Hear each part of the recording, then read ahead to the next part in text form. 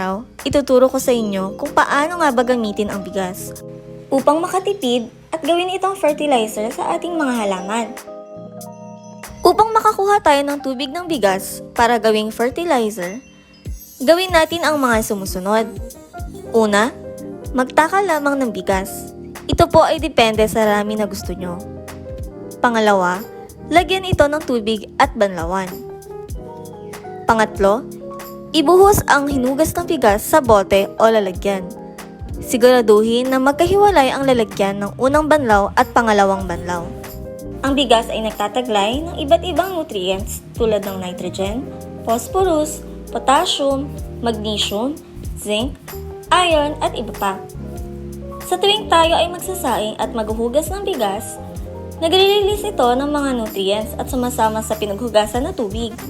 Ang unang banlaw ay maaaring idilig sa mga acid-loving o lime-hating plants tulad ng radish, carrots, tomatoes, cucumber, potatoes, oregano, garlic, begonia, at magnolia.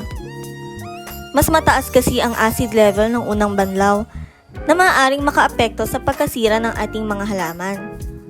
Samantalang ang ikalawang banlaw naman ay maaaring idilig sa mga non-acidic o lime-loving plants tulad ng legumes, spinach, beans, peas, onions, at asparagus.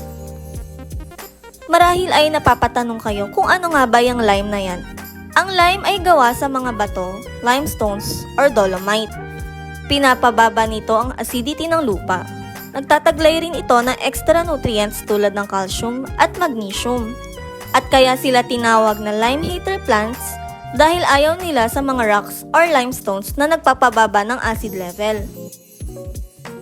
Kung kaya ang mga acid-loving plants na nabanggit ko kanina ay perfect para sa ating unang banlaw. Kung kaya't idilig lamang ng bahagya ang hinugas natin ng bigas sa kinatatanaman nito na lupa. Gawin ito 1 hanggang 2 beses lamang sa isang linggo. At gawin sa hapon pag palubog na ang araw upang hindi masunog ang dahon ng ating mga halaman. Ang organic fertilizer na ito ay tutulong upang bumukadkad ang ating mga tanim. Kaya naman lagi natin tandaan, pangalagaan natin ang ating mga halaman.